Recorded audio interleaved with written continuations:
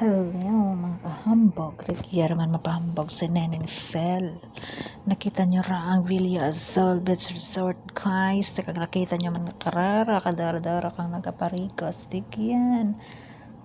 Kita nyo ra, di magto kita to sa Villa Azul. Kay marigos kita dyan. No? Kita mo ra mga kabataan nga kaduro kaparigos. Dali ibin ko kay itorta ka mo di dyan sa Villa Azul. Kanara magtiyala magparigos kung kaduro kaninyo nga grupo nga nagaparigos digyan natin. Masaot-saot sanda sa likod kang anda nga mga kaibahan nga mga girls. Nagakaon na sanda.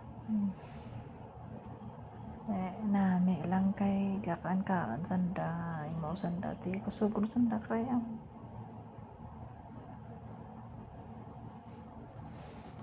Pagkatapos nanda nga kaon na nagre-istorya sanda dikyan ano karaya na gina-istorya nanda parte siguro sanda nga mga leksyon. Nagbakal sanda ka nga ice cream. Maramig ang tsimpo pero nagkaan sanda ka ice cream tiduga nga ramig nanda pa ang isa ta nagapa-relax lang ay inam ka na nga juice.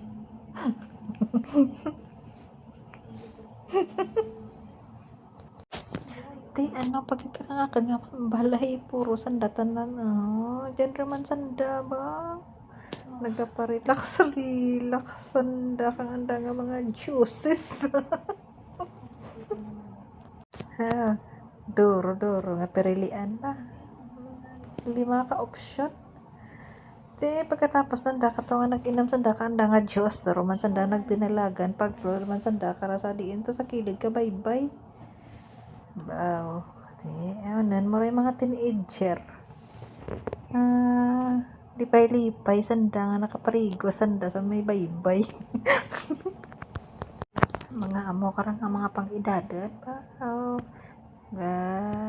Kasag sanda karay nga pero bilang enjoy kapin pa kung may mga chicks. Pa-cute man sa chicks.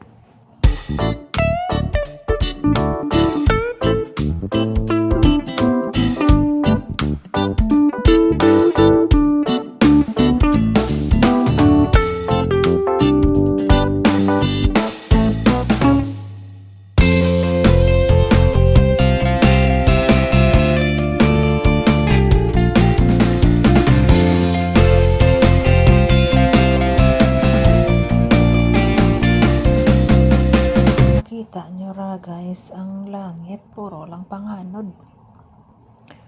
Ang kanami man kang view dyan sa may Villa Azul. Di kung sino gusto marigos dyan nara ang view o kanami. Tapos kataway ka tsimpo kay hindi man mainit. Ano langit puro lang panganod.